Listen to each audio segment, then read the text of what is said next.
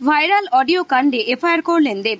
শনিবার পূর্ব মেদিনীপুর জেলার পাঁশকুড়ায় নিজের ভোট প্রচারে বেরিয়ে ঘাটাল লোকসভা কেন্দ্রের তৃণমূল প্রার্থী অভিনেতা দীপক অধিকারী ওরফে দেব বলেন, ভাইরাল অডিও নিয়ে এফআইআর করছি। এর পেছনের দোষীদের এবার শাস্তি দেওয়ার সময় হয়েছে। ভোটে জেতার জন্য এরা এতটা নিচে নেমে গেছে যে রাজনীতি নয়, দেশের পেছনে চলে যাচ্ছে। ঘাটালে দুজন তারকা প্রার্থী, একদিকে তৃণমূলের দেব, একদিকে বিজেপির হিরণ একটি অডিও প্রকাশ্যে এনেছেন। বিজেপি প্রার্থীর দাবি, সেই অডিওতে ভোটের মুখে টাকার বিনিময়ে চাকরি সংক্রান্ত বক্তব্য আছে দেবের। সেই অডিও নিয়ে তিনি আইনি পথে নিলেন বলে জানিয়েছেন দেব। কারেক্ট। এবারে আমার মনে হচ্ছে এবারে অনেকটাই সহ্য করেছি।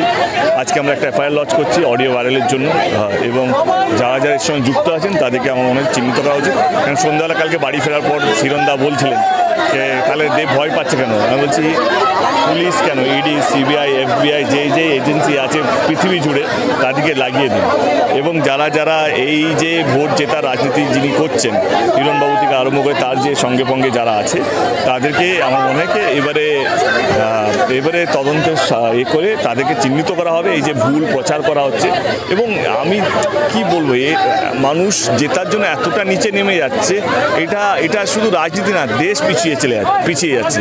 নিজে যেখানে যাচ্ছে এখানে মানুষ হচ্ছে না, তোমরা নিজেও দেখতে পাচ্ছ। শুধু উচ্চবাচ্য কথা বলছে হেডলাইনে আসার জন্য, এবং উল্টো পাল্টো ফেক অডিও ভাইরাল করছে।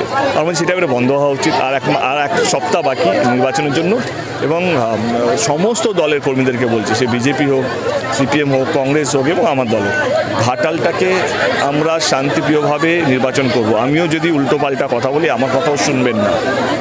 ঘাটাল ভদ্রলোকের বাস করা একটা এখানে আক্রমণ, পাল্টা আক্রমণ এইসব চলে না। আমরা আবার দেখিয়ে দেবো, দুবার দেখিয়েছি কে ভালোবাসা দিয়ে জেতা যায়, তৃতীয়বারের জন্য দেখিয়ে দেবো কে ভালোবাসা দিয়েই জেতা যায় ঘাটালটাকে। তমলুক লোকসভা কেন্দ্রের বিজেপি প্রার্থী তিনি মুখ্যমন্ত্রীকে কুটু কথা বলেছিলেন, নির্বাচন কমিশন তাকে শোকজ করেছেন, কি বলবেন? দুঃখজনক একটা ব্যাপার। অভিজিৎ বা যতই কাছের মানুষ হোক না কেন, উনি তো এত শিক্ষিত একটা মানুষ, জাজ লেভেলের মানুষ ছিলেন, প্রাক্তন জাজ, সে এইভাবে কথা বলতে পারে। আমি আমি আমি আমি মানুষ না রাজনীতিতে আসার পর কতটা নিচে নেমে যায় সেটা দেখে দুঃখ লাগছে।